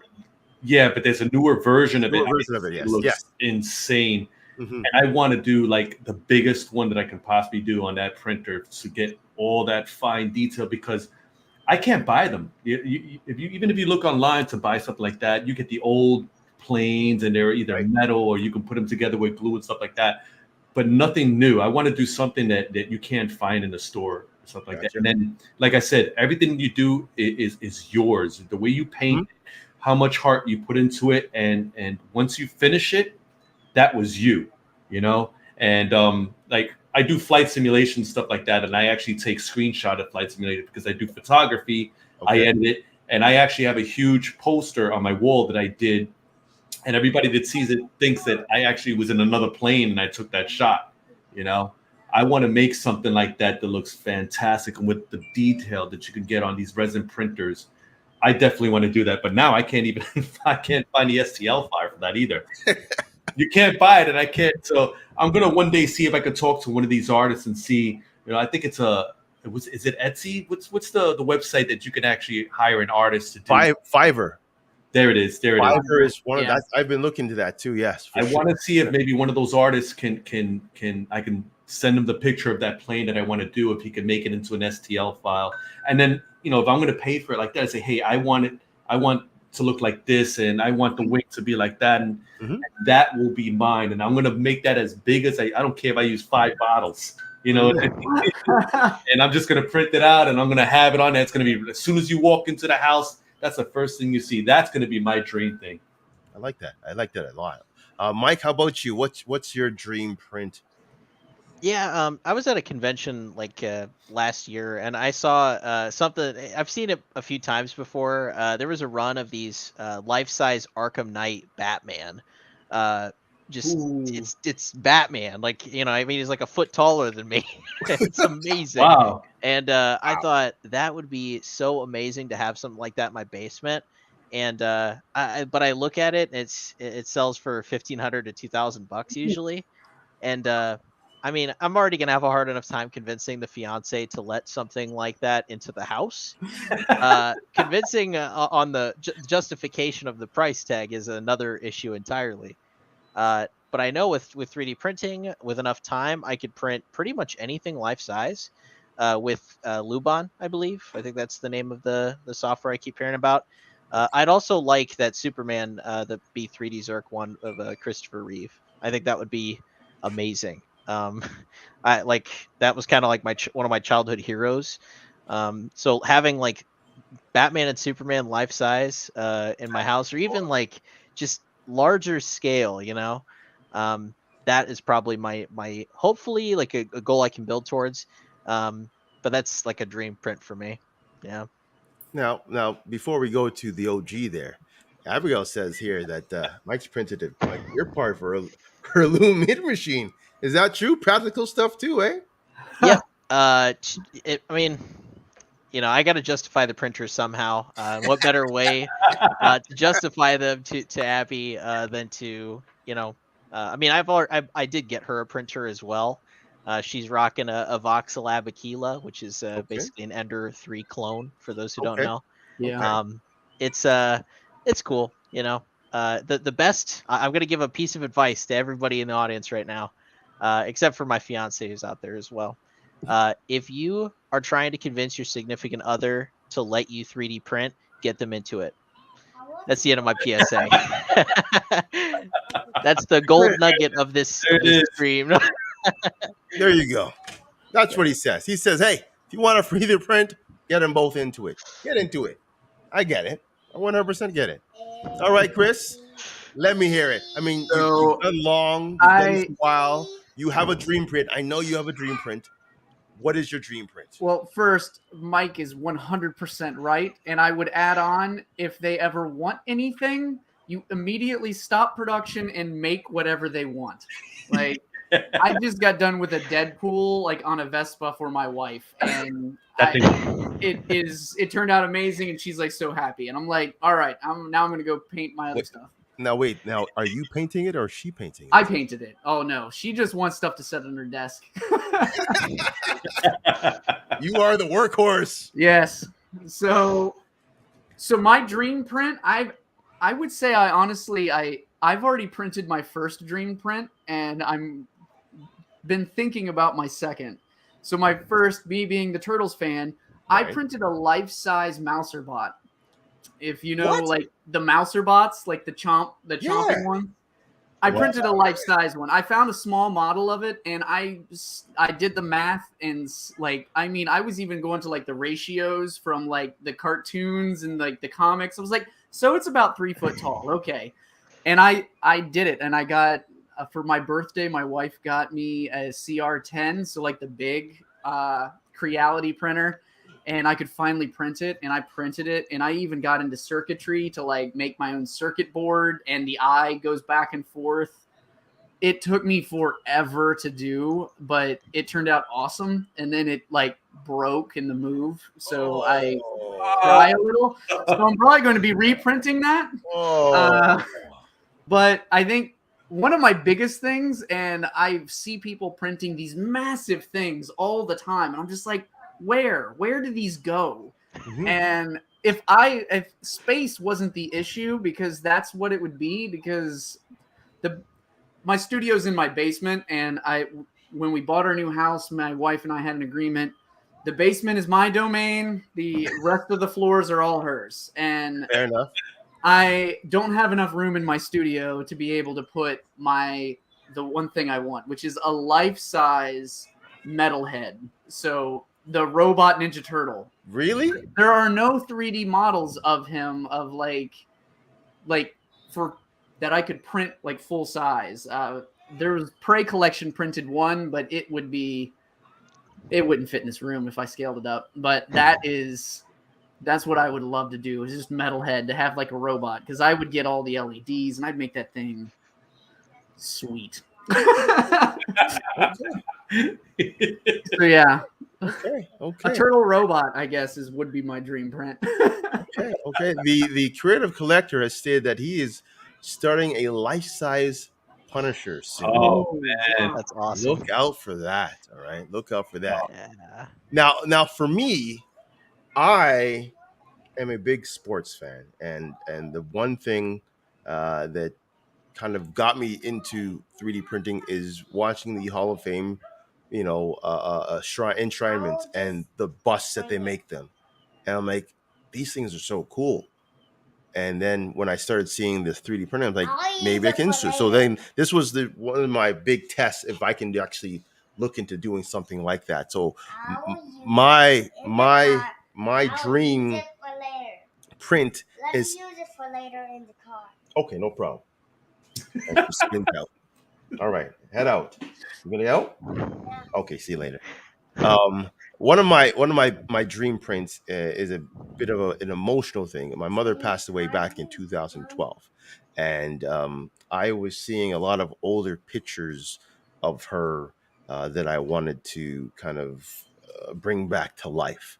And that's when Steve was talking about going to Fiverr. I went to Fiverr and I looked and saw out artists to see if they can take a picture and do that 3D model for me.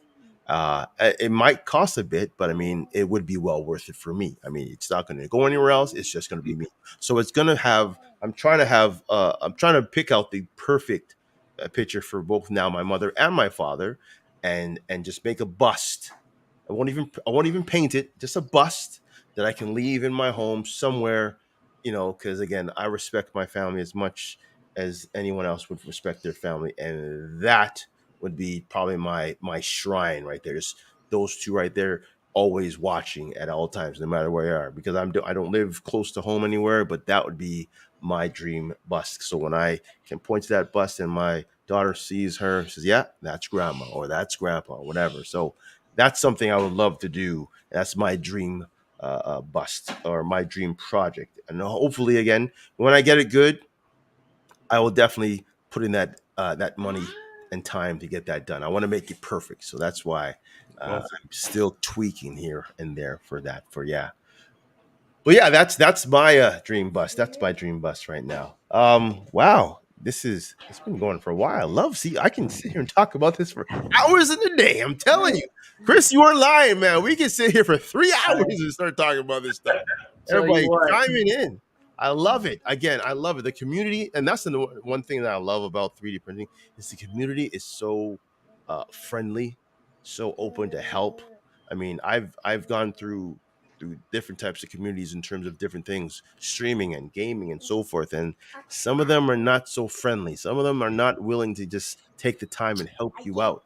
Mhm. I'm telling you, there's people who are in England who are waiting to help you, or there's somebody in Australia wanting to help you, or they have a problem and you want to help them. You might be new to it, but you said, "Hey, I had that problem. This is what happened," right? Because I had a problem today, or I'm not sure what it's called. The tube that is Bowden tube. Bone tube. It just popped out and it kept on going. So that's where my fail happened. I'm like, what I do? So I took a picture, put it in a group. Everybody told me what to do. I'm like, luckily I had the part, switched it. I'm back out printing again. That's how amazing this whole world Yeah. of 3D printing is. You're only a stone's throw away for someone to help you out, and I love it. Again, Chris is here with the painting, and I've been picking his head about certain things and what I need to do, how I need to do, and so forth. I'm now stalking Mike's TikTok to make sure I see the full Peter Parker because I want to make sure I see that thing was beautiful when he started Yeah, showing. man. Amazing. And Thank then you. Yeah, I Steve, I saw appreciate it. Steve's Michael Jackson. Then I saw the Flash. And I'm like, man, I need to be on your level, guys. I'm telling you. And I mean, it's not hard to get there, but at the same time, you got to be patient. You gotta crawl before you can walk, Yeah. before you can run, right? So you guys have all taken those bumps, those bruises. Same with the collective creator there, the creative collector there. All these. Look, see, my daughter has my Flash. That was one of my first paints that I actually took in the detail. It wasn't even finished. That was still just a test print, but I enjoyed it. I knew what I can do. I knew I could do it, and that's why I'm like, you know what? This is the right way for me. This is the right path for me. So I went and started looking at all your works, looking at all the tutorials, and this is why I said, you know what, we need to talk about this because there's probably people out there that are where I am, just starting, and and look at her, she's just showing all my work now, showing me off, showing daddy off. Yeah, that's what you do. Yeah, here. Yeah, what is that? That's the ball. That's right. All right. But but yeah, it's just the fact that I can just message Chris, or I will or message Mike, or even tag Steve, and all these people chime in if you don't do it yourselves, and talk, and this build, and just it's just like a snowball effect of everything great about 3D printing. How about this filament, or how about this printer? What do you think about this program? How hot is your bed for this? What are you tweaking to get that? I mean, it's just amazing. I just love everything with 3D printing, and I'm glad I got into it. So give me some final thoughts for you guys. We'll start with Steve. Final thoughts about 3D printing. Give it to me. Oh, painting with the three. One thing I can't stand: yellow paint. Me too. Yellow paint is the worst paint to use. It's like take like 30 coats to get that thing looking good. Yeah, Yes. paint is horrible. No, you gotta be patient. Everything about it, no matter what. If you're patient enough to understand and patient enough to ask questions, Mhm. if you really want to get it done, you ask questions, you're patient, you're gonna make mistakes. If you don't make mistakes, you will not learn. All right. Amen. Do not learn. Make the mistakes. Learn from your mistakes. Get better. That's it. For sure. For sure. Mike, Yeah, I who's mean, also on Twitter there. Yeah.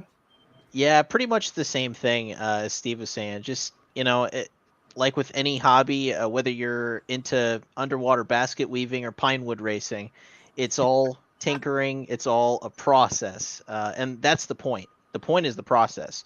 Yeah. So if your results are not exactly where you want them to be, um, it's okay to have challenges and goals you're setting for yourself, but understand that every part of the process is the hobby. It's not the hobby doesn't just start when you look at the final glamour shots of your piece. Um, Yeah. and that's something that I even still struggle with to this day is understanding that God, this paint job looks terrible. Bully McGuire does not look like a human yet. But it's part of the process. That's the hobby. It's the magic of seeing from start to finish how you turn a spool of filament or a pool of literal goo into Yeah. something amazing. And that's the joy of it. So be patient and ask lots of questions. Okay. Okay. And Chris?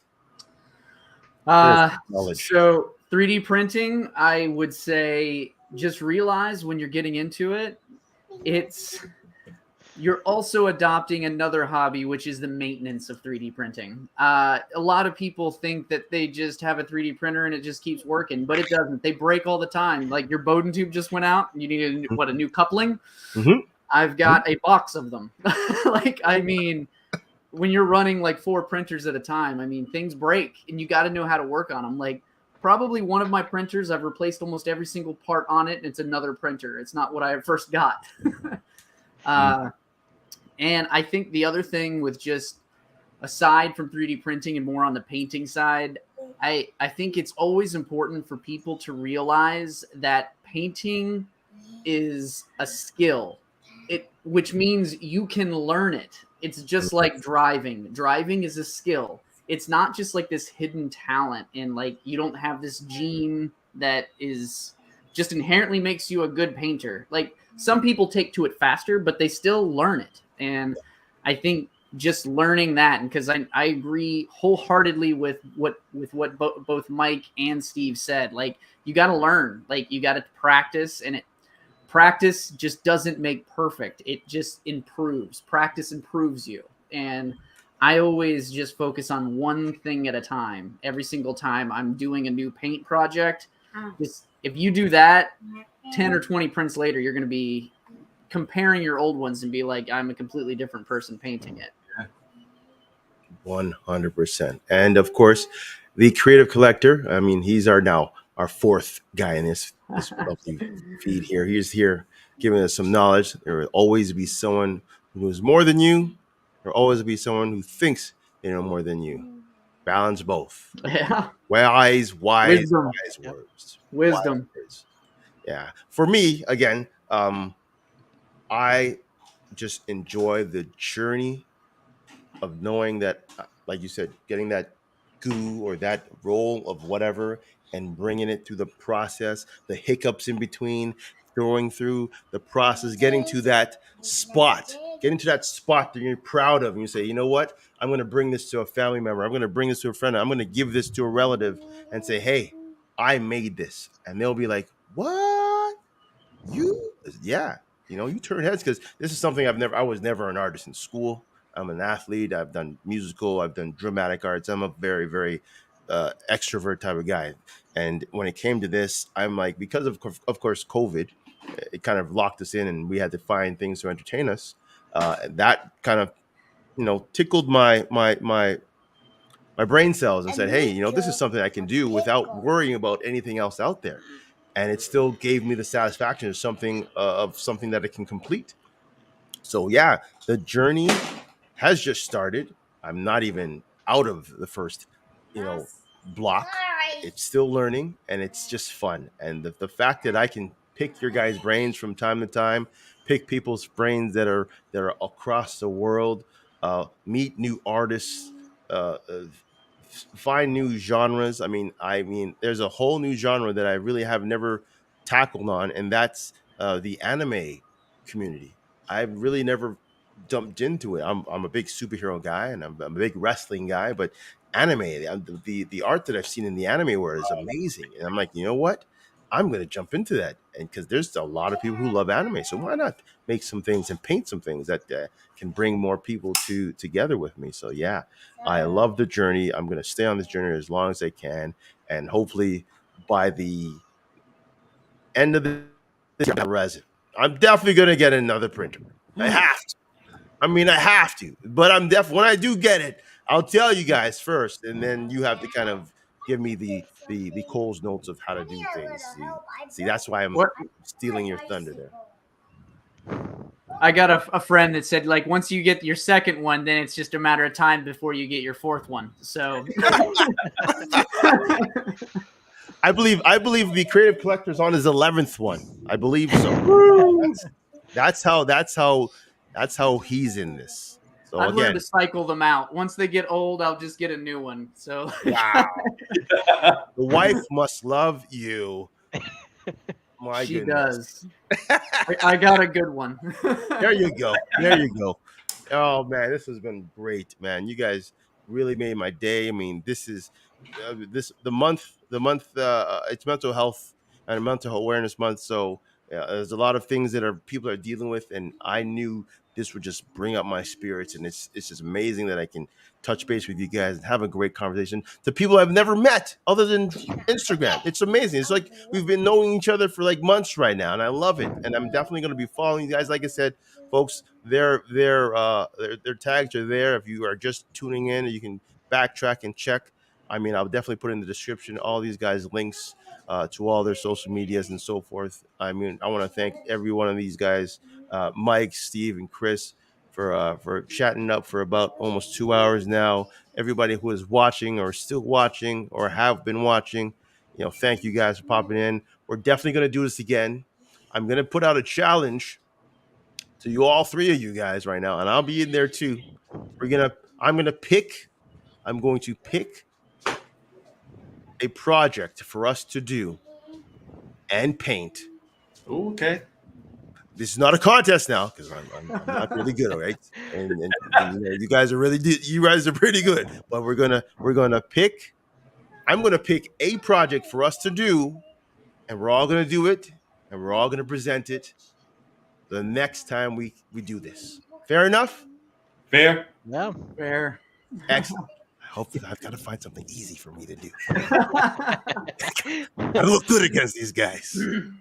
But anyways, like I said, thank you guys for the time and the efforts and the knowledge you pass on to everybody. I believe everybody is grateful for everything you guys do and show. Again, follow these guys all on social media if you can. With that being said, you guys have a great night. We'll definitely chat again soon, and we're gonna definitely do this again soon. So with that being said, you guys, we're out of here. Beast out. Peace.